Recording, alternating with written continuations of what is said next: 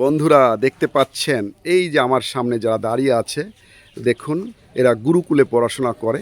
আমরা এই মুহূর্তে আছি ঠাকুরগাঁও মন্দিরে। দেখতে পাচ্ছেন কত সুন্দর, কি চমৎকার পোলাইট। এরা এরা ছোটোবেলা থেকেই এই মন্দিরে পড়াশোনা করে এবং গুরুকুলে আছে। একটা হ্যাঁ, অনেকেরই পিতামাতা নেই, এখানে মন্দিরেই বড় হচ্ছে, মন্দিরেই বেড়ে ওঠা, পড়াশোনা শিক্ষা দীক্ষা সব এই মন্দিরেই হয়ে থাকে। এবং এরা যে কতটা পোলাইট, কতটা ভদ্র, কতটা নম্র, কথা না বললে বোঝা যায় না। সভ্য শিষ্টাচার যাহাকে বলে সব তাদের মধ্যে আছে। খুব ভালো লাগছে এদের। আমি একজনের সঙ্গে কথা বলবো এখানে। প্রভু, তোমার কি নাম বলো? আমার নাম মাইসিং ত্রিপুরা। মাইসিং ত্রিপুরা, আচ্ছা। তোমার কি নাম বলো? অর্জুন কৃষ্ণ দাস। অর্জুন, অর্জুন কৃষ্ণ দাস, হরি বল। হ্যাঁ, অর্জুনের দেখা পেয়ে গেলাম আমরা। তোমার কি নাম? হৃদয় কৃষ্ণ দাস। হৃদয় কৃষ্ণ দাস। তোমার কি নাম বলো? নরোত্তম কৃষ্ণ দাস। নরোত্তম, আচ্ছা, নরোত্তম কৃষ্ণ দাস। তোমার নাম? হ্যাঁ, অমৃত। ওহ, অমৃত সুধা। বলো তোমার কি নাম প্রভু? জনক কৃষ্ণ দাস। হ্যাঁ, জনক কৃষ্ণ দাস। এবং তুমি? রাজবাবু কৃষ্ণ দাস। হ্যাঁ, এবং তোমার কি নাম? কনর সাত্রিপুরা। বাহ, খুব সুন্দর নাম। স্বপ্নীল কৃষ্ণ দাস। আচ্ছা, এবং প্রভু তোমার নাম বলো? কৃষ্ণ দাস। আচ্ছা, এবং এই প্রভুর নাম একটু জিজ্ঞেস করতে চাই, বলো তোমার কি নাম? মথুরা কৃষ্ণ দাস। মথুরা কৃষ্ণ দাস। এবং তুমি? দীনেশ কৃষ্ণ দাস। দীনেশ কৃষ্ণ দাস। এই প্রভুই তো কালকে আমাদের সহযোগিতা করলেন। এবং তোমার নাম? সিদ্ধার্থ কৃষ্ণ দাস। হ্যাঁ, সিদ্ধার্থ। এবং তুমি? প্রান্ত কৃষ্ণ দাস। প্রান্ত কৃষ্ণ দাস। দেখুন বন্ধুরা, এত চমৎকার এদের ব্যবহার, এত ভালো লাগলো।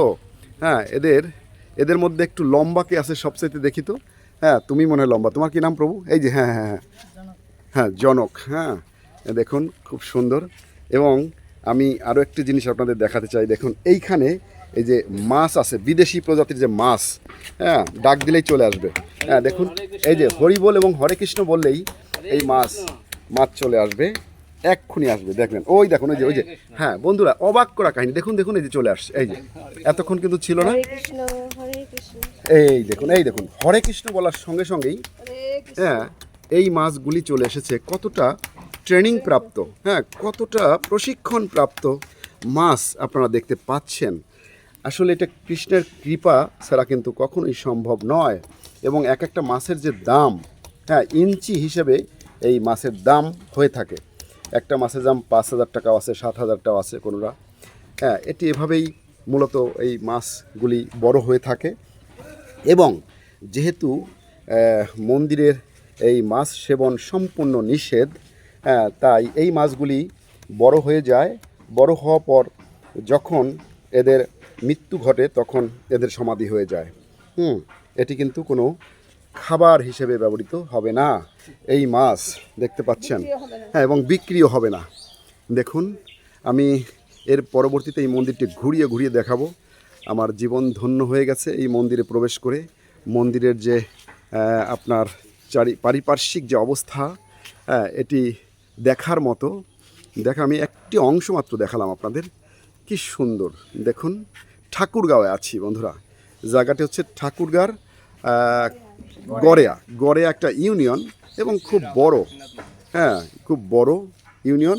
এখানেই মূলত আছি, সেই ইউনিয়নের অন্তর্ভুক্ত এই মন্দিরটি। এখানে আমরা এসেছি। আপনারা জানেন যে আমার 3 দিনের একটি সফর আছে।